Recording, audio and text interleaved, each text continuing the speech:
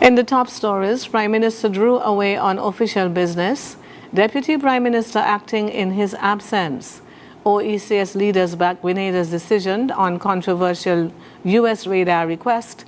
And Trump says trade talks with Canada terminated over anti-tariffs advert. Welcome to the ZIZ Midday Newscast. Today is Friday, the 24th day of October 2025, and I am Jasmine Thomas. The Office of the Prime Minister advises that Prime Minister the Honorable Dr. Terence Drew has departed the Federation on official business on the 23rd of October. During his absence, the Honorable Dr. Jeffrey Hanley, Deputy Prime Minister, will serve as acting Prime Minister. Prime Minister Drew is expected to return to the Federation shortly following the completion of his engagements abroad. The U.S. Embassy of St. Christopher and Nevis proudly announces that Her Excellency Ambassador Jacinth Henry Martin, the Federation's ambassador to the United States and the permanent representative to the Organization of American States, OAS, has been awarded the Inter-American Defense Board IADB Medal.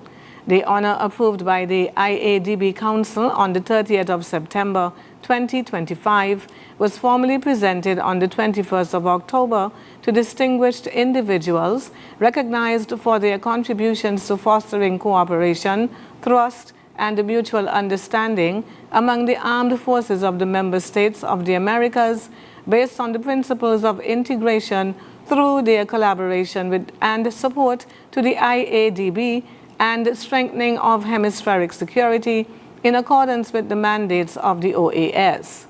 The event took place within the framework of the regular meeting of the Council of Delegates of the Inter-American Defense Board, which was attended by the Assistant Secretary General, Ambassador Laura Gill, who highlighted the important contribution to the IADB makes to the OAS in the areas of security and hemispheric cooperation. Ambassador Henry Martin expressed her deep appreciation for the recognition, stating as immediate past chair of the Committee on Hemispheric Security 2024-2025 and permanent representative of St. Christopher and Nevis to the OAS, I remain steadfast in advancing dialogue, technical cooperation, and hemispheric governance that uphold human dignity, human rights, and international humanitarian law, values essential to the security and peace of our region. Ambassador Henry Martin also noted her privilege in being recognized alongside her esteemed colleague, Ambassador Ana Irene Delgado, permanent representative of Panama to the OAS and current chair of the OAS Committee on Hemispheric Security 2025-2026. The distinction underscores the continued engagement of St. Christopher and Nevis in regional and hemispheric initiatives that promote peace, security, and multilateral collaboration throughout the Americas. Climate Analytics, in partnership with the NDC Partnership and the Ministry of Environment, Climate Action and Constituency Empowerment, hosted a national stakeholder workshop on Wednesday, 22nd October at the St. Kitts Marriott Resort. The session focused on advancing St. Christopher and Nevis's nationally determined contributions, known as the NDC 3.0, alongside updates to the National Climate Change Policy and the development of a national loss and damage strategy. The workshop brought together representatives from government, civil society, the private sector, academia, and development partners. Discussions centered on climate investment priorities, policy alignment, and building resilience against climate impacts. Key outcomes included validation of the draft NDC investment plan, agreement to update the national climate policy, and consensus to move forward on a national strategy for loss and damage.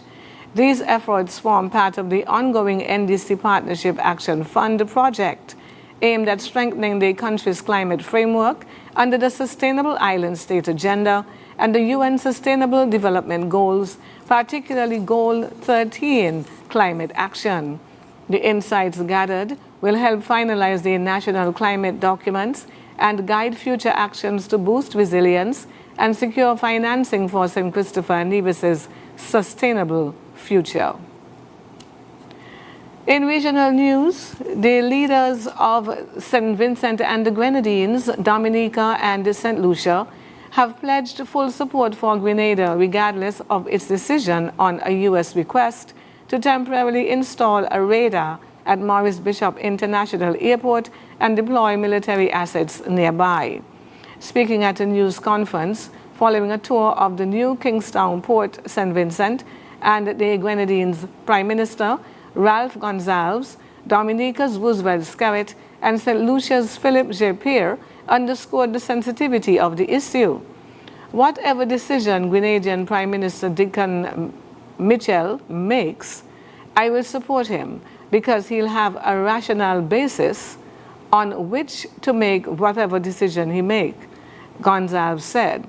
He noted the complexity of the matter, citing Grenada's economic dependence on U.S. students and airlines, as well as principles of non-intervention and regional peace. Mitchell has yet to make a formal decision on the radar request, describing it as a technical matter requiring expert guidance. He said this week that the public debate surrounding the U.S. request is ongoing. Gonsalves said the U.S. intends to place the radar near Venezuela to exert pressure on President Nicolas Maduro, but emphasized that other options, such as platforms at sea or satellites, exist.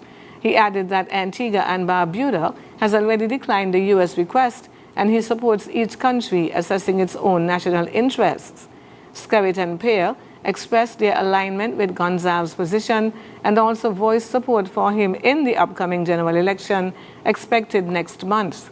The U.S. government has increased its military presence off Venezuela's coast in operations targeting alleged drug shipments, including recent strikes on vessels. CARICOM leaders have discussed the regional security buildup and its implications for member states, though no official CARICOM position has been adopted by Trinidad and Tobago. On the international scene, U.S. President Donald Trump has announced an immediate end to all trade negotiations with Canada over an advert critical of the tariffs he has imposed on the nation.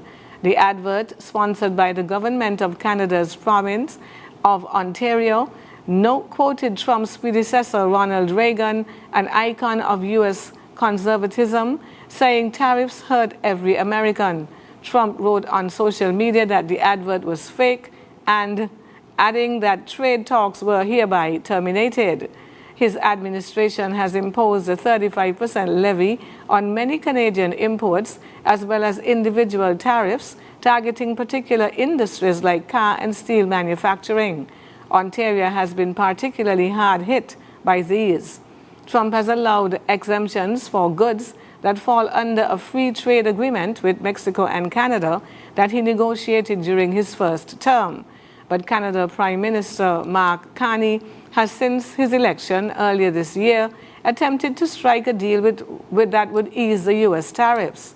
This has been complicated by Ontario's Premier Doug Ford, who is one of the most vocal critics of the taxes levied on U.S. firms buying Canadian products. In the minute-long advert published last week, Reagan's voice can be heard narrating over images that include the New York Stock Exchange and cranes adorned with both U.S. and Canadian flags. The video excerpts a 1987 national radio address by Reagan that focused on foreign trade. And now for the weather. Right now, we are enjoying fair skies across the islands. Winds are coming in gently from the southeast at about 9 miles per hour. The temperature sits at a warm 28 degrees Celsius, that are 82 degrees Fahrenheit, with humidity at 79%. Looking ahead, the sun sets this evening at 5:44 and rises again tomorrow morning at 6:07. Now for the forecast, valid until 8 o'clock tomorrow morning. Winds will shift slightly east-southeast at 7 to 12 miles per hour, and seas will remain moderate, around 1 to 1.5 meters or 3 to 5 feet. For today, expect partly cloudy skies with about 40% or moderate chance of showers. Tonight, conditions will remain partly cloudy, again with a 40% chance of showers. And that brings us to the end of the ZIZ Midday Newscast. Join us this evening for these stories and more in detail. Thank you for tuning in. I am Jasmine Thomas. God bless you.